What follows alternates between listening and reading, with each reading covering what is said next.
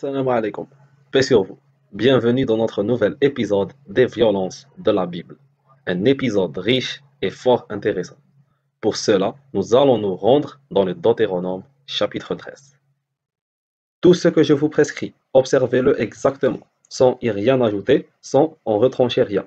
Si il s'élève en milieu de toi un prophète ou un visionnaire, t'offrant pour caution un signe ou un miracle, quand même s'accomplirait le signe ou le miracle qu'il t'a annoncé en disant suivons des dieux étrangers que tu ne connais pas et adorons-les, tu n'écouteras pas les paroles de ce prophète ou de ce visionnaire, car l'Éternel votre Dieu vous met à l'épreuve pour constater si vous l'aimez réellement de tout votre cœur et de toute votre âme.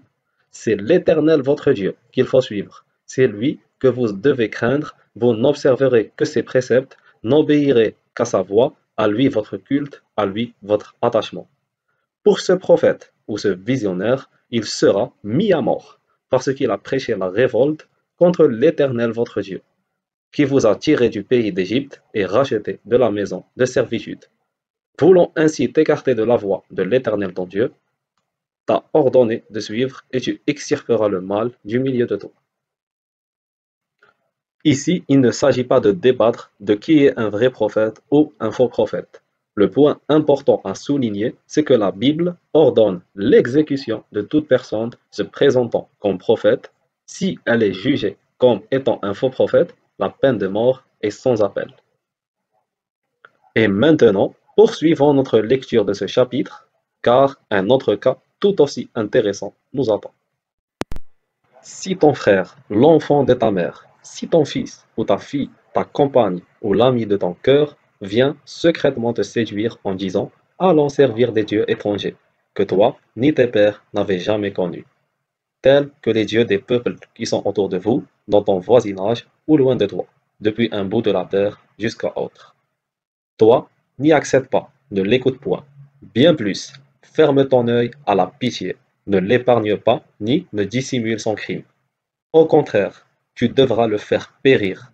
Ta main le frappera la première pour qu'il meure, et la main de tout le peuple ensuite. C'est à coups de pierre que tu le feras mourir, parce qu'il a tenté de t'éloigner de l'Éternel, ton Dieu, qui t'a délivré du pays d'Égypte, de la maison d'esclavage.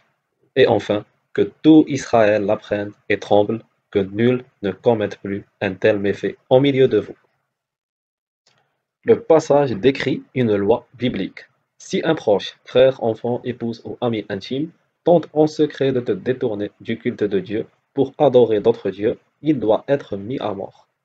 Tu ne dois ni l'écouter, ni avoir pitié, ni cacher son crime.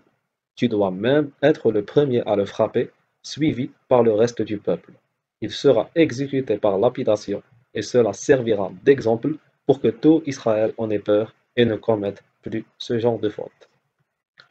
Dans ce passage, il est question d'un cas individuel. Une personne, aussi proche soit-elle, un frère, un enfant, ou la mère, ou l'épouse, cherche à t'entraîner vers l'adoration d'un autre Dieu.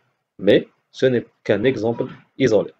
À présent, nous allons découvrir un cas plus général qui ne concerne plus un seul individu, mais une ville tout entière, séduite par l'idolâtrie. Et c'est justement ce second cas qui va retenir toute notre attention.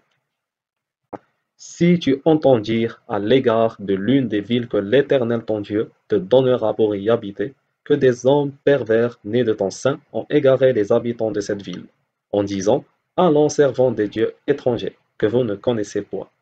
Tu feras une enquête, tu examineras, tu t'informeras avec soin, et si le fait est avéré constant, si cette abomination a été commise au milieu de toi, tu passeras au fil de l'épée les habitants de cette ville. Tu l'avoueras avec tout ce qu'elle renferme jusqu'au bétail au tranchant du glaive. Tu en réuniras toutes les richesses au centre de la place, et tu livreras au feu la ville et tous ses biens, sans réserve, en l'honneur de l'Éternel ton Dieu, elle restera une ruine éternelle, elle ne sera plus rebâtie. Que rien de la cité maudite ne s'attache à ta main, afin que l'Éternel apaise sa colère, qu'il te prenne en pitié et te dédommage en te multipliant comme il a juré à tes pères. Si tu écoutes la voix de l'Éternel ton Dieu, en observant tous ces commandements que je te signifie en ce jour, en faisant ce qui est juste aux yeux de l'Éternel ton Dieu. Le cas d'une ville idolâtre est particulièrement complexe, car il implique de nombreux éléments juridiques qu'il convient d'examiner avec précision. C'est pourquoi nous nous référons à Rabbi Moussa ibn Maïmonide, afin d'en saisir tous les tenants et aboutissants et d'avoir une vue d'ensemble rigoureuse de la question. Ceux qui égarent les habitants d'une ville juive sont exécutés par lapidation, même s'ils n'ont pas eux-mêmes adoré une fausse divinité, mais ont simplement fait du prosélytisme auprès des habitants de leur ville jusqu'à ce qu'ils l'adorent. Les habitants de la ville qui s'est égaré sont exécutés par décapitation. S'ils adorent une fausse divinité ou l'acceptent comme un dieu, quelle est la source qui sert d'avertissement contre le prosélytisme au nom d'une fausse divinité? Que le nom d'une autre divinité ne soit pas entendu par ta bouche. Une ville n'est pas condamnée comme une ville idolâtre jusqu'à ce que les gens qui l'égarent soient issus de ses habitants et soient membres de cette tribu. Comme le dit le Deutéronome 13,14, des gens infidèles sont sortis du milieu de toi et ont égaré les habitants de leur ville. Une ville n'est pas non plus condamnée comme ville idolâtre jusqu'à ce que deux individus ou plus égarent ses habitants. Comme le dit le Deutéronome 13,14, il s'est sorti des hommes infidèles et ont égaré les habitants de leur ville. Ceux qui s'égarent doivent être la majorité des habitants de la ville. Ils doivent être au nombre d'au moins 100 à la majorité de la tribu. Si cependant la majorité de la tribu est égarée, elle est jugée comme des individus, comme l'implique l'expression du verset suivant, les habitants de la ville, ni un petit village, ni une grande métropole. S'il y en a au moins, s'il y en a moins de 100, il est considéré comme un petit village. Si la majorité de la tribu est impliquée, elle est considérée comme une grande métropole. De même, les lois qui s'appliquent à une ville idolâtre ne sont pas appliquées. Si les personnes qui les ont égarées étaient des femmes ou des mineurs, elles ont été égarées par un seul individu. Une minorité de la ville a été égarée. Ils se sont tournés vers les idoles de leur propre initiative, ou si ceux qui les ont égarés venaient de l'extérieur de la ville.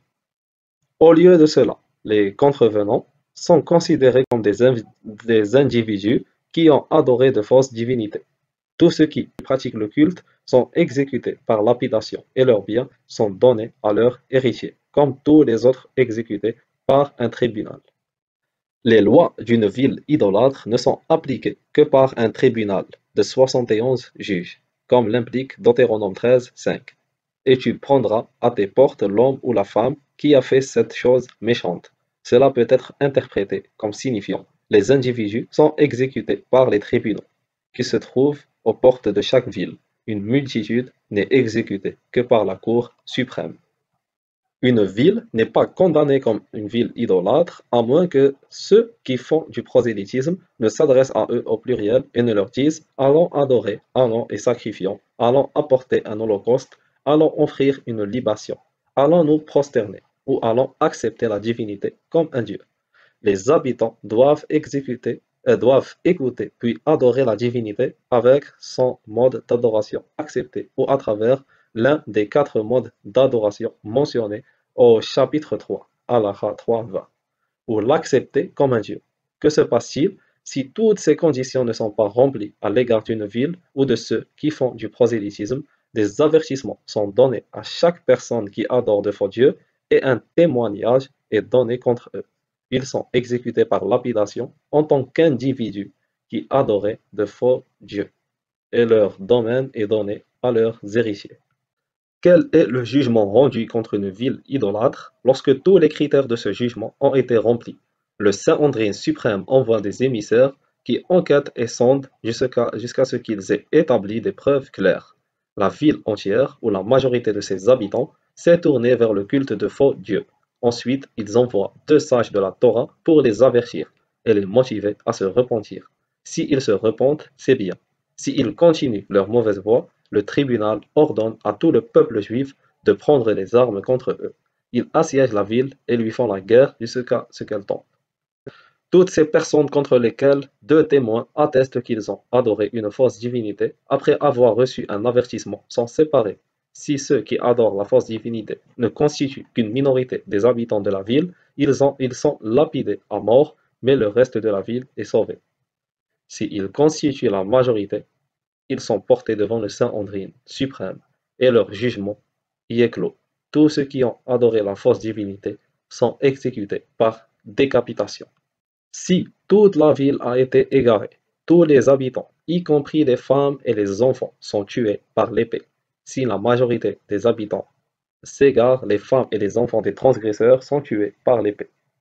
Que la ville entière ou seulement la majorité de ses habitants ait été égarée, ceux qui ont fait du prosélytisme au nom de la fausse divinité sont lapidés à mort. Tous les animaux vivants qui sont contenus à l'intérieur sont tués. Tous ces biens et la ville dans son ensemble sont brûlés par le feu. Les brûler accomplit un commandement positif, comme le verset continue, brûler entièrement la ville et tous ses biens. C'est la fin de cette vidéo. Excusez-moi si j'ai lu beaucoup de passages, mais j'ai voulu exposer les éléments de façon large et surtout le plus honnêtement possible.